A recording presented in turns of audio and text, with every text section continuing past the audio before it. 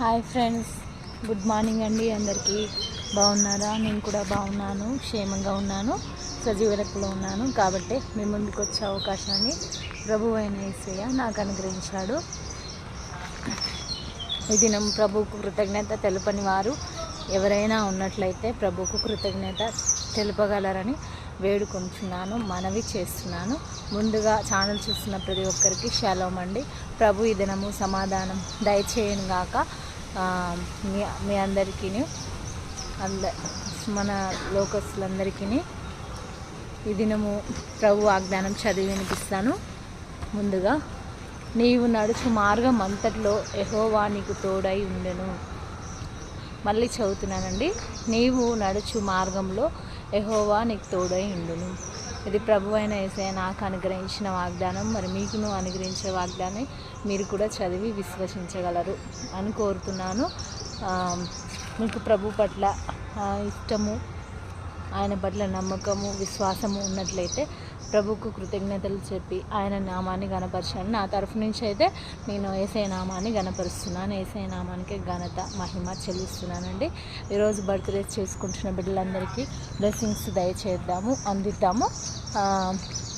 మీ blessings ఎంతో విలువైనవి, అమూల్యమైనవి కాబట్టి గుర్తు చేస్తున్నాను. ఈరోజు బర్త్డేస్, యానివర్సరీస్, నూతనమైన కార్యములు జరుపుకునే ప్రతి ఒక్కరి కుటుంబాలకు, బిడ్డలకు ఆయుష్ను, ఆరోగ్యాన్ని ప్రభు దయచేయునుగాక. సమస్తమును మేలు కొరకై నెరవేర్చునుగాక.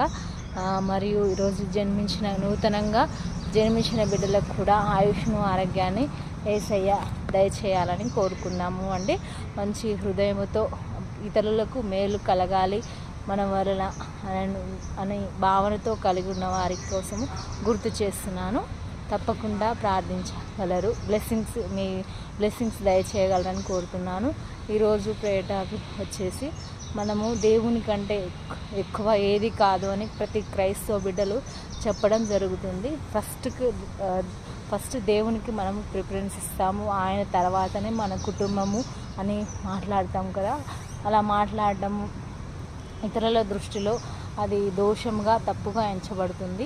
అలాంటి వారిని ప్రభు దర్శించాలని కోరుకుందాము. ఎందుకంటే మనల్ని జన్మింపజేసింది మన పితరుల్ని జన్మింపజేసింది, వారికి ఆయుష్ను, మనకు ఆయుష్ను ఇచ్చేది ప్రభు అయిన యేసయ్య ఒక్కరి వల్లనే సాధ్యమవుతుంది అని విశ్వాసం ఉన్నవాళ్ళు, తెలుసుకున్న వాళ్ళు అలాగే మాట్లాడతారు ప్రభువు గురించి. కాబట్టి మరి దేవుని కంటే గొప్పది ఏదీ లేదు కాబట్టి అలా మాట్లాడడం జరుగుతుంది. కుటుంబ సభ్యులని కాదు. అలాంటి అపార్థం చేసుకునే వారి గురించి ఈరోజు